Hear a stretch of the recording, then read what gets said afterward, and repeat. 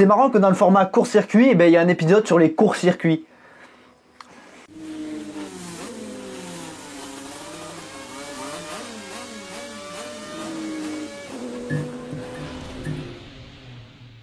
Ciao les fans, ce week-end la Formule 1 reste à Bahreïn et va emprunter un tracé plutôt particulier puisqu'il ne va prendre que la partie extérieure de la piste, c'est l'ovale de Bahreïn.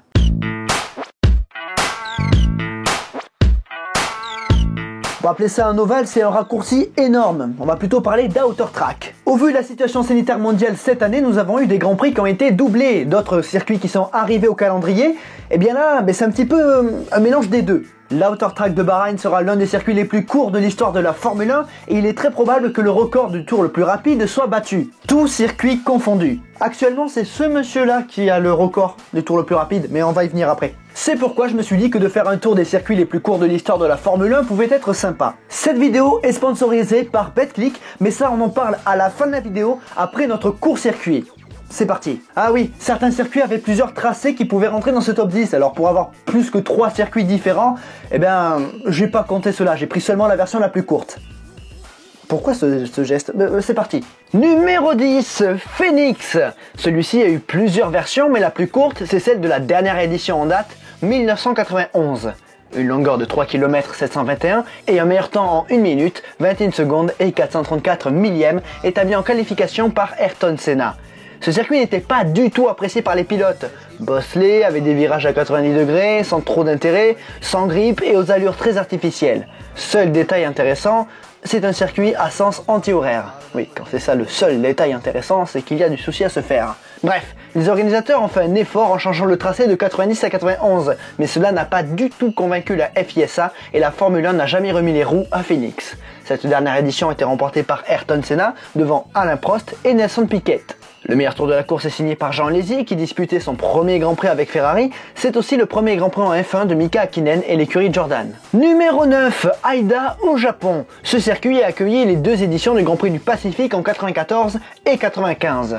Une longueur de 3 km 703 et un record en 1 minute 10 secondes 218 millièmes, toujours par Ayrton Senna. Oui, il allait vite ce con. C'est un circuit vallonné avec quelques enchaînements intéressants, mais son principal défaut, c'est qu'il est au milieu de rien avec des accès très limités. Parce qu'il est au milieu de rien.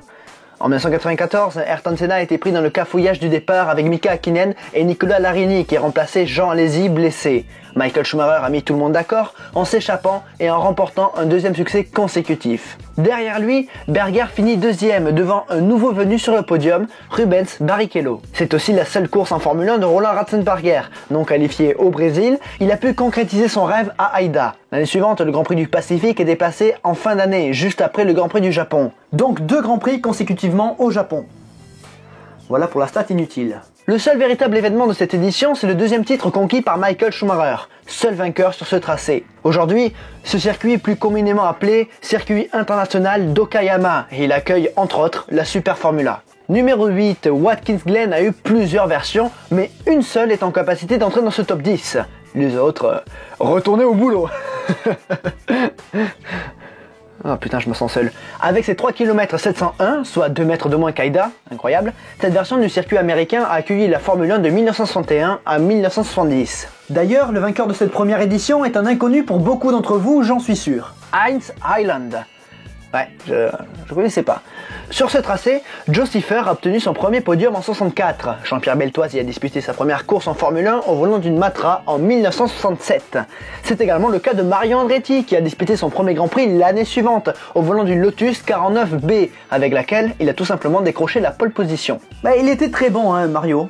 D'ailleurs on en parlera de Mario. Ça aurait été drôle d'ailleurs qu'il fasse un 64. En 1969, Jürgen Rindt a remporté sa première victoire en Grand Prix, tandis que Surtees montait pour la dernière fois sur un podium. Mais l'année 70 est sûrement la plus connue, avec la première victoire d'Emerson Fittipaldi, après seulement 4 courses en Formule 1. Cela a redonné un petit peu de baume au cœur à l'écurie Lotus, endeuillée par la mort de Jürgen Rindt quelques semaines plus tôt. Néanmoins, c'est ce jour-là que l'Autrichien devient champion du monde à titre posthume. Numéro 7, tout comme moi, ce circuit pourrait être dans un autre top 10, celui des circuits les plus laids. César Palace à Las Vegas. Circuit ultra artificiel aux allures de karting non permanent car elle est construite sur le parking du célèbre hôtel. Long de 3 km 650, les 2 éditions sauront malgré tout étoffer les stats.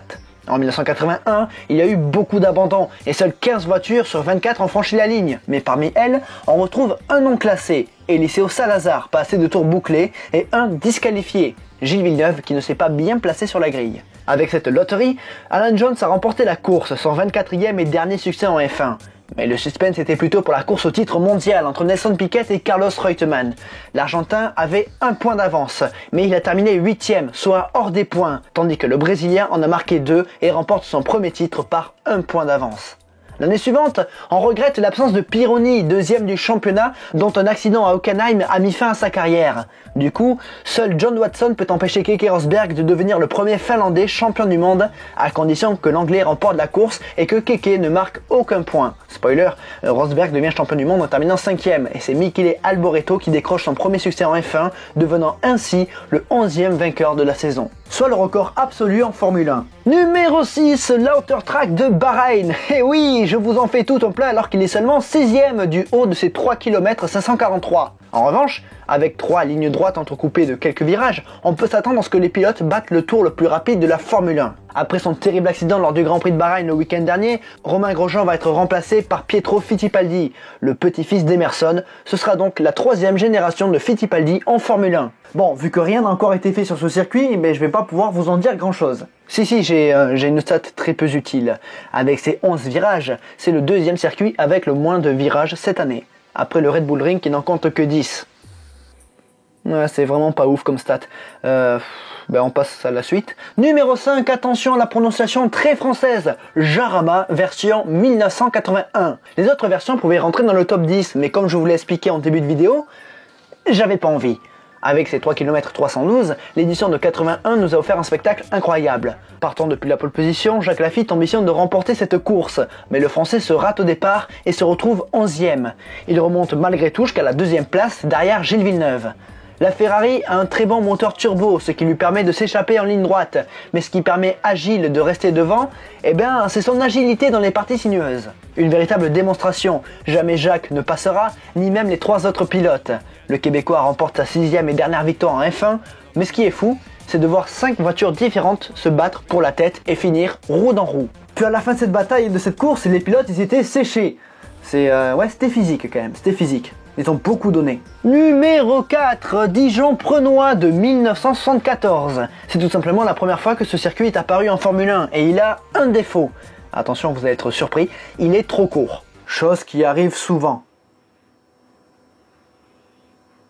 Après, il est seulement 4e de la liste, mais si c'est un défaut, c'est que sa vitesse était trop élevée pour sa longueur et les premiers rattrapaient trop vite les derniers. Niki Lauda a donc signé le chrono le plus rapide de la Formule 1 ici avec une pole position en 58 secondes 790 millièmes. C'est donc le chrono à battre cette année. Le dimanche, c'est Ronnie Peterson qui s'est imposé. Le tracé de Dijon-Prenois reviendra en 77 avec une nouvelle portion. Désormais, le circuit vous fait un gros doigt. Numéro 3, Long Beach, version 76-81, soit la version la plus utilisée lorsque la Formule 1 visitait ce sympathique circuit de Los Angeles. Et son tracé n'a rien à voir avec l'actuel utilisé par l'IndyCar et l'IMSA. 3 km 251 avec des montées, des descentes et des plaques d'égout qui déstabilisaient les voitures. Gilles Villeneuve y a décroché sa première pole position en 79 et a remporté la course le dimanche. L'année suivante, Nelson Piquet a également décroché sa première pole position et a remporté sa première victoire en F1. Son compatriote Emerson Fittipaldi a décroché un magnifique dernier podium car il l'a fait avec sa propre voiture. Mais cette édition sera marquée par un grave accident. Claire Regazzoni arrive lancé à presque 300 km/h en bout de ligne droite et il se rend compte que ses freins ne marchent plus. Le Suisse est victime d'un terrible choc qui déplace des blocs de béton 2 mètres plus loin, des blocs de béton qui font 1 tonne chacun.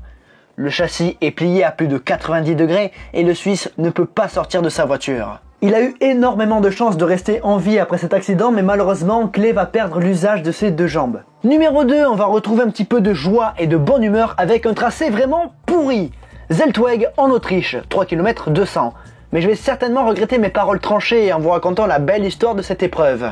En 64, des amateurs locaux voulaient voir la Formule 1 sur les terres autrichiennes, en espérant voir un jour un circuit permanent. C'est donc en août 64 que la Formule 1 va poser pour la première fois ses roues en Autriche, sur l'aérodrome militaire de Knittelfeld. Cette édition verra la Cooper de Phil Hill prendre feu, Jürgen Rindt disputer sa première course en Formule 1 et Lorenzo Bandini remporter sa seule et unique victoire en Grand Prix. Quelques années plus tard, grâce à l'impulsion de quelques passionnés styriens, l'Österreichring est construit sur les flancs de la montagne voisine.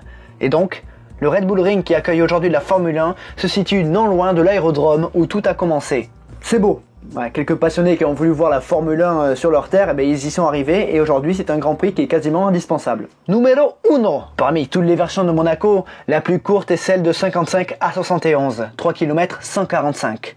Nous sommes au début du championnat du monde de Formule 1 et Monaco est déjà une destination à part. Le problème avec Monaco c'est qu'il y a énormément de choses à dire, hein. C'est très bien, hein, mais pas là. Donc j'ai un petit peu bâclé le travail et me contenter de stats basiques. En 55, il y a deux choses marquantes. Alberto Ascari qui, pour son bien involontaire dernier Grand Prix, a plongé dans le port de la Principauté. Et Maurice Trintignant qui est devenu le premier Français vainqueur d'un Grand Prix de Formule 1. Pétoulé remportera aussi l'édition de 58. Jack Brabham y a remporté également sa première victoire en Grand Prix l'année suivante, tandis que Bruce McLaren prenait son premier départ. En 1960, Sterling Moss fait triompher pour la première fois Lotus. Oui, il y a eu beaucoup de premières fois à Monaco. Et il réitérera cet exploit l'année suivante avec un Grand Prix magnifique, l'un de ses plus beaux succès. En 62, c'est Bruce McLaren qui s'impose, tandis qu'au premier virage, un carambolage se produit, tuant un commissaire de piste. En 63, la ligne de départ est déplacée là où on la connaît aujourd'hui. Et Graham Hill remporte la première de ses 5 victoires en Principauté. En 65, Graham Hill va nous offrir une image assez spéciale en poussant sa voiture pour la sortir de l'échappatoire de la chicane, avant de remporter la course. Sur le podium monte pour la première fois Jackie Stewart. En 66, Bruce fait débuter McLaren en Grand Prix en compagnie de Chris Amon. Fun fact, Chris Amon avait le numéro 1, ça veut dire que la première course de McLaren a été disputée avec le numéro 1. Et 2 pour McLaren, mais le numéro 1 quoi surtout. Et Jackie Stewart s'impose une première fois à Monaco. L'année suivante, c'est le drame avec l'accident mortel de Lorenzo Bandini, ce qui ternit la joie de la première victoire de Denny Hulme. En 68, Lucien Bianchi, grand-oncle de Jules, obtient son unique podium en Formule 1. En 69, Graham Hill remporte son 5e et dernier Grand Prix à Monaco, mais surtout son 14e et dernier succès en Formule 1. L'année suivante, Jack Brabham est très proche de s'imposer, mais il fait une erreur dans le dernier virage du dernier tour, laissant la victoire à Jürgen Rindt. À la 3e place, on retrouve Henri Pescarolo qui monte sur son unique podium de Formule 1. Et enfin, pour la dernière année du tracé le plus court de l'histoire de la Formule 1, Ronnie Peterson fait ses débuts sur March et Jackie Stewart domine tout le week-end. Mesdames et messieurs, nous arrivons au bout de notre court-circuit. Ça risque d'être un week-end assez spécial, hein. 87 tours au compteur, ça faisait longtemps qu'il n'y en avait pas eu autant.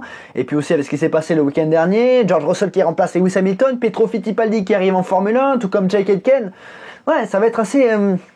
J'ai envie de voir ça. Et puis il y a le record de Niki Lauda à Dijon qui devrait tomber, je pense. On devrait tourner autour de 55 secondes. Pourquoi pas 54. Et avant de faire quelques prédictions, laissez-moi vous parler du sponsor du jour, BetClick. BetClick vous offre jusqu'à 100 € de cadeau avec le code promo Le Circuit, que ce soit un pari sur la Formule 1 ou sur un autre sport. Et si vous n'êtes pas encore inscrit mais que vous voulez profiter de cette offre, un lien est disponible en description. Pour ce Grand Prix, je pense que George Russell sera l'événement de ce week-end, donc j'ai envie de dire pourquoi pas un podium. C'est l'occasion pour lui de se montrer avec la meilleure voiture du plateau, ce n'est pas impossible. Après, il y a Max Verstappen qui a été vraiment proche des Mercedes lors du dernier week-end, donc pourquoi pas la victoire. Ensuite, on a les Renault et les McLaren qui ont un très bon moteur et on a vu leur performance lors du dernier week-end, donc pourquoi pas un top 6 pour ces équipes. Et ensuite, vu qu'il y a tous les ingrédients pour que ce soit un Grand Prix assez spécial, en soyons fous, on va dire un top 10 de Pietro Fittipaldi. Ouais, il y a très peu de chances que ça aboutisse, mais si c'est le cas, j'aimerais bien voir la course, quoi. Donc, en attendant la course, sur le côté gauche de l'écran, il y a les logos des réseaux sociaux, Instagram, Facebook, Discord, tous les liens en description, tout comme le lien de Utip, qui vous permet de soutenir la chaîne en regardant gratuitement de publicité, ou alors en faisant des dons, ou alors en achetant des produits sur le shop Le Circuit. Et ceux qui ont fait ça, vos noms s'affichent en bas de l'écran. Merci à vous. On n'oublie pas le commentaire, l'abonnement, le partage, la cloche et le pouce bleu, mais surtout, n'oubliez jamais, le plus important, c'est de continuer d'aimer le sport auto, continuer d'aimer les courts-circuits. À la prochaine. Salut les fans. Enfin, les courts-circuits, pas les... Ah, non, le court-circuit automobile. C'est le nom du format. On arrive au bout, tant mieux. Ah, petite précision sur la dernière vidéo avec Romain Grosjean. Vous avez été nombreux à me dire qu'il y a eu un débris qui a tapé la roue avant droite de Romain et que ça aurait fragilisé la direction.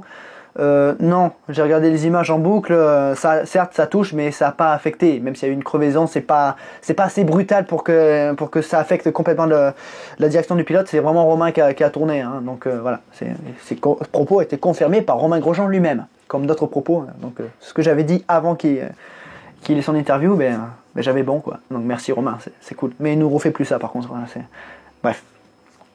J'espère que cette vidéo vous aura plu. Et moi, je me casse. Bisous. Niki!